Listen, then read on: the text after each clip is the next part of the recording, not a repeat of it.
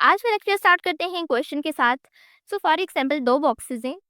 एक बॉक्स के अंदर हमारे पास 6 इलेक्ट्रॉन्स हैं एंड एक और बॉक्स है, उस बॉक्स के अंदर हमारे पास 8 इलेक्ट्रॉन्स हैं। क्या हम ये आइडेंटिफाई कर सकते हैं कि ये दोनों बॉक्सेस के अंदर सेम एलिमेंट्स है? और both boxes containing the same element और डिफरेंट एलिमेंट्स, क्या हम ये आइडेंटिफाई कर सकते हैं? So at the end of this lecture you will be able to answer this mystery very confidently. इस लेक्चर के एंड तक आप एलिमेंट्स को आइडेंटिफाई करना सीख जाएंगे। आज का लेक्चर हम स्टार्ट करने वाले हैं which is chapter number 2, topic 2.1, atomic number, proton number, nucleon number and identity of an element. ये टॉपिक हम आज के लेक्चर के अंदर कवर करेंगे। तो स्टूडेंट्स विदाउट टाइम वेस्ट किए हम अपने टॉपिक की तरफ आते हैं। सबसे पहले टॉपिक जो हम डिस्कस करेंगे व्हिच इज मूसले डिस्कवरी। सो 1913 के अंदर बहुत टाइम पहले एक साइंटिस्ट आए जिनका नाम था हेनरी मूसले। उन्होंने क्या किया, उन्होंने बम्बार्डेड किया डिफरेंट एलिमेंट्स को विद कैथोड रेज। उससे हुआ क्या कि उन्होंने ऑब्जर्व किया कि हर एक एलिमेंट एक्स रेज प्रोड्यूस कर रहा है फिक्स फ्रीक्वेंसी की। He observe that each element produced X rays of fix frequency. तो उन्होंने डिस्कवर किया कि अगर हम स्क्वायर रूट लें फ्रीक्वेंसी का of these X rays is directly proportional to the atomic number D.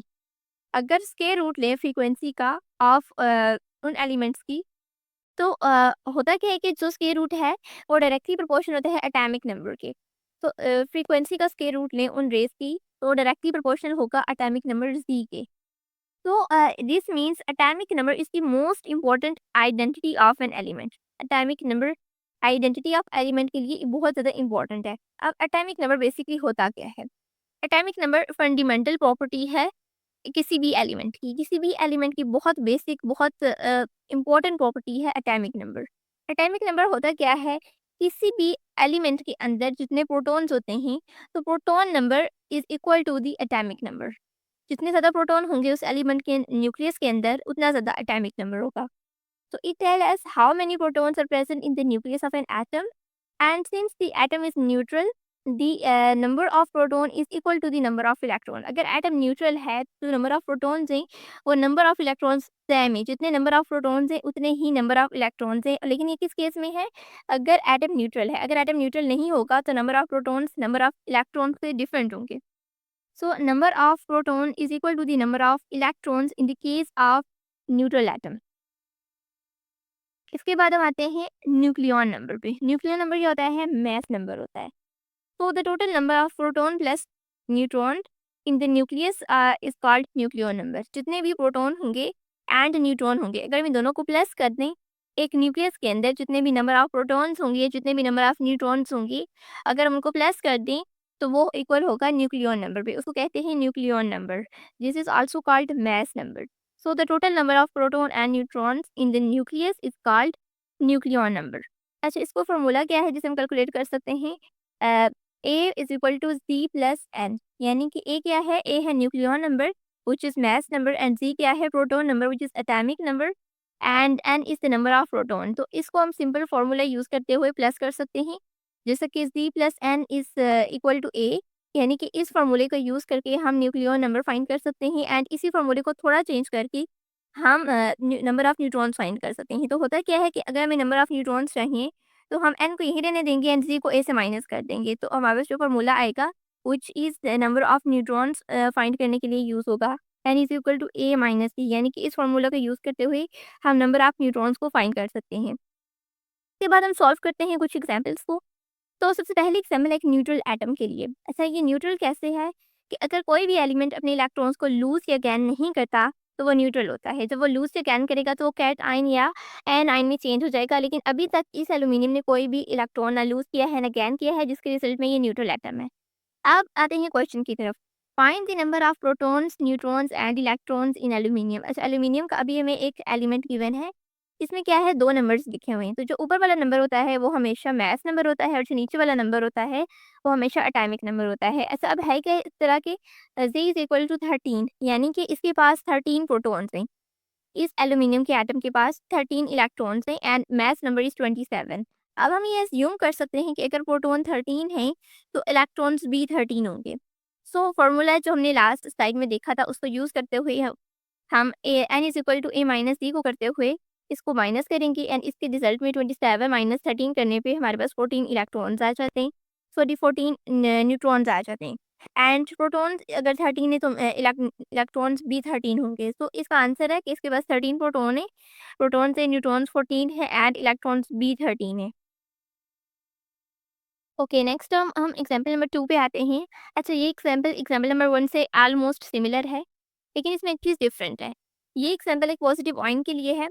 So positive ion में क्या हुआ कि एल्यूमीनियम का एटम सेम है, लेकिन हुआ क्या कि इसने 3 इलेक्ट्रॉन्स को लूज़ कर दिया है, जिसके रिजल्ट में ये कैटायन में चेंज हो गया है। यहाँ पर एल्यूमीनियम ने अपने 3 इलेक्ट्रॉन्स को लूज़ कर दिया है। तो अगर टेक्निकली देखा जाए इस एल्यूमीनियम के एटम को, तो प्रोटॉन्स इसके पास 13 है, यानी कि इसका एटॉमिक नंबर 13 है। न्यूट्रॉन्स इसके पास 14 है, जो कि हमने लास्ट स्लाइड में फाइंड आउट किए थे। अब इलेक्ट्रॉन जिसके पास 13 है, लेकिन अभी क्या हुआ कि इसने 3 इलेक्ट्रॉन्स को लूज़ कर दिया है। अगर हम 3 इलेक्ट्रॉन्स को माइनस करें 13 से, तो उसके रिजल्ट में 10 आ जाते हैं इलेक्ट्रॉन्स। तो प्रोटॉन इसके पास 13 है, न्यूट्रॉन इसके पास 14 है, लेकिन इलेक्ट्रॉन्स इसके पास 10 हो गए हैं, क्योंकि इसने 3 इलेक्ट्रॉन्स को लूज़ कर दिया है। जब भी कोई एलिमेंट लूज़ या गेन करेगा, तो उसके number of protons number of electrons के साथ सेम नहीं होंगे, डिफरेंट हो जाएँगे। Third example is for negative ion. तीसरी एग्जाम्पल एक नेगेटिव आयन के लिए है, यानी कि एक एनाइन के लिए है। तो an atom of chlorine gain 1 electron to form chloride ion. ऐसे एक एटम है क्लोरीन का, उसने एक इलेक्ट्रॉन को गेन किया है, जिसके रिजल्ट में वो क्लोराइड आयन में चेंज हो गया है।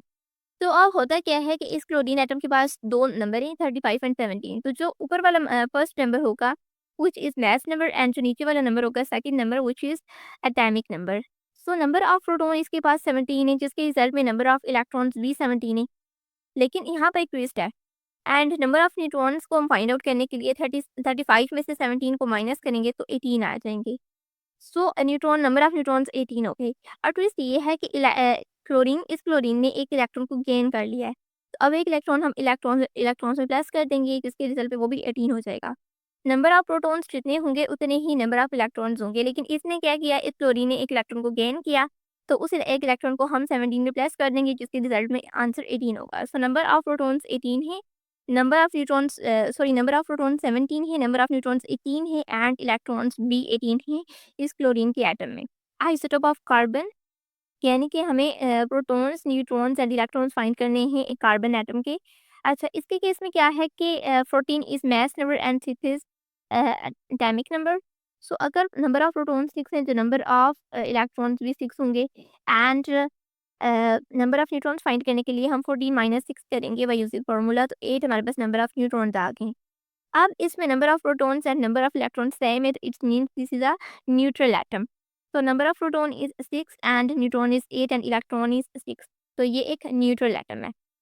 तो स्टूडेंट्स, स्टार्ट में क्वेश्चन था कि अगर एक बॉक्स में 6 प्रोटॉन्स हैं एक में 8 हैं, तो क्या दोनों सेम एलिमेंट है या डिफरेंट एलिमेंट है? तो इसका आंसर क्या है, ये दोनों सेम एलिमेंट नहीं है, क्योंकि ये मास नंबर के ऊपर डिसाइड नहीं होता, एटॉमिक नंबर के ऊपर डिसाइड होता है कि कौन सा एलिमेंट की क्या आइडेंटिटी है। So because the atomic number decide the identity of element not its mass, तो अगर 6 प्रोटॉन्स होंगे तो ये एक कार्बन एटम है, एंड अगर ये 8 प्रोटॉन्स होंगे तो ये एक ऑक्सीजन है। So based on atomic number we decide identity of an element, not mass number. So अगर 6 प्रोटॉन्स है तो ये एक कार्बन है, अगर 8 है तो ये एक ऑक्सीजन है। उसके बाद अगला एग्जाम्पल है सोडियम आयन की। अब हमें फाइंड करने हैं प्रोटॉन्स, न्यूट्रॉन्स एंड इलेक्ट्रॉन्स एक सोडियम आयन के अंदर। तो इस केस में क्या है, 23 is the mass number and 11 is a number of protons atomic number.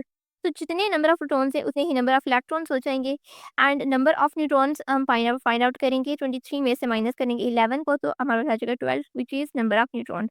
अब है क्या कि ये सोडियम आयन है, यानी कि इसने एक इलेक्ट्रॉन को लूज़ किया है।